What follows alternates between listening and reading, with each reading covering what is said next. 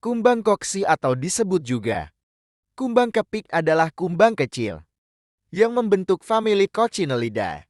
Mereka mudah dikenali karena penampilannya yang bundar kecil dan punggungnya yang berwarna-warni.